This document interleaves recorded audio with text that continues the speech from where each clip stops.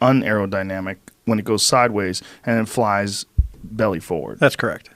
It's not. It's if you talk, because I was just talking to the guy the other day, and he said the irony with this is these things would be out there for hours. We don't have, a high performance airplane does not have hours worth of gas. I mean, Hornets, if we don't have aerial refueling, and we're actually out doing a mission and fighting and going fast, you're talking hour and a half, and you're coming back to land. Some airplanes are even less, based on their size. So like an F-16 doesn't have external fuel tanks. It doesn't have a lot of gas. And the Soviet airplanes are the same way. The MiG-29 does not have a lot of gas. The Su-27, Su-30s have a lot of gas. Weight, because of its weight, performance, size of the airplane. So even our intercontinental bombers like B-2, they still take off and they aero refuel. They keep topped off so they can get to range. That's how we extend things. You got something like this that's coming down. Just think of the physics. So I'll use my incident because that's the one I really know the best is you've got an object coming from above 80,000 feet. So I'll just tell you that 80,000, it's somewhere around 70 to 80,000 feet is where you can actually start to see the curvature of the Earth. So that's considered space. So they're coming from above that. They're coming straight down.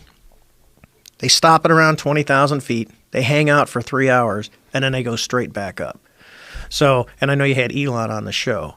So SpaceX is really excited because they can launch a rocket and then they can have the booster come back to Earth and actually land on a pad. Very impressive engineering feat. Next to this technology, that's like a Model T next to a Porsche. I mean, it's like, wow, really? That's it?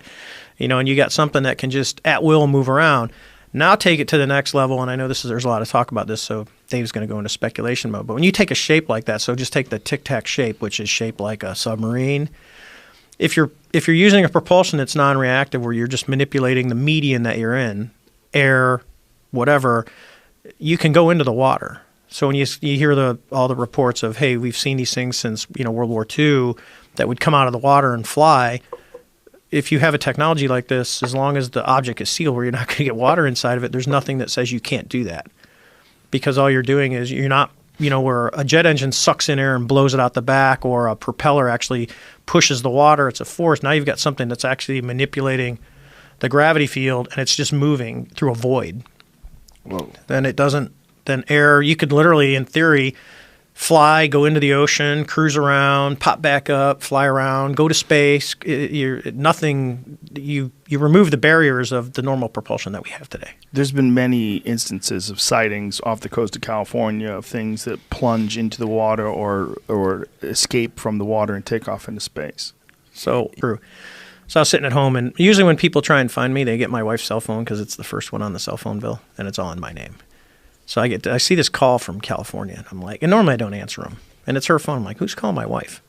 Because that is me. So I answer it, and this lady says, hey, is Commander Fravor there? And I go, who's calling? And she goes, well, I'd like to talk to Commander Fravor. I go, who's calling? And she says, hi, I'm a 79-year-old woman, and I would just like to tell him my story. I go, well, you're talking to him.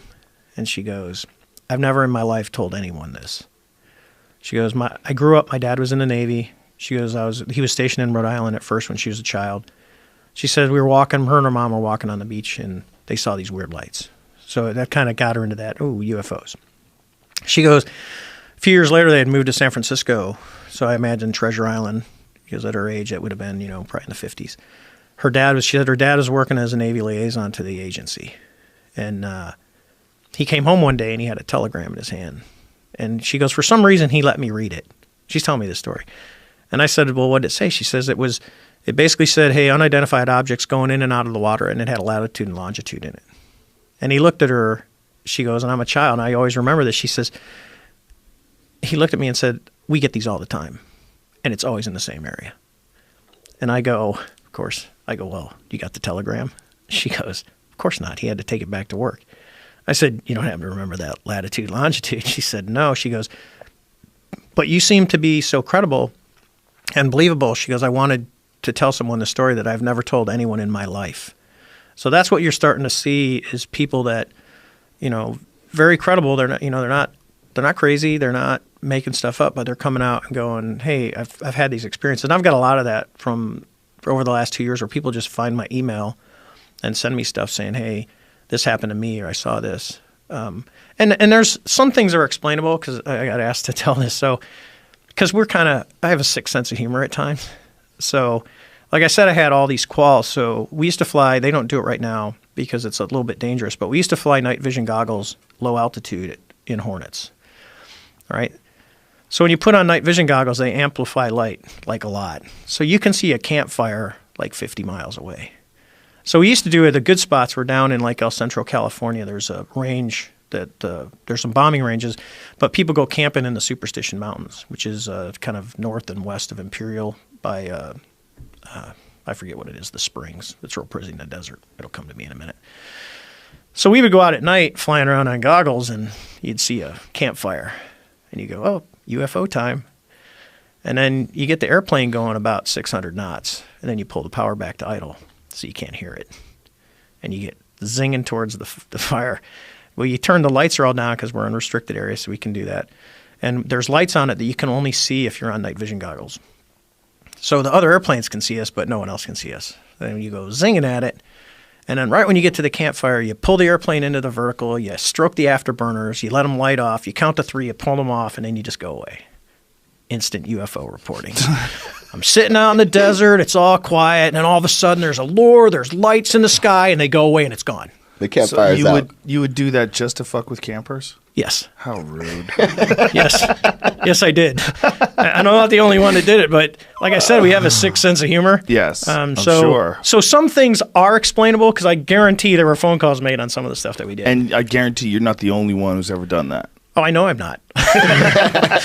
Yeah, I'm not that creative, but it's just, you think about it and you go, because people go, I saw this or I saw that because I've got stuff like that. And I go, yeah, I used to create stuff like that, just not tell it was me. Are you, Jeremy, I'm sure you're aware of this, the footage from the Mexican. Like 6. So literally right after our incident, we come back and I think we were getting ready to go to Fallon and I had Comcast and the home page comes up and there's this video and I go, holy cow, that looks like what we chased.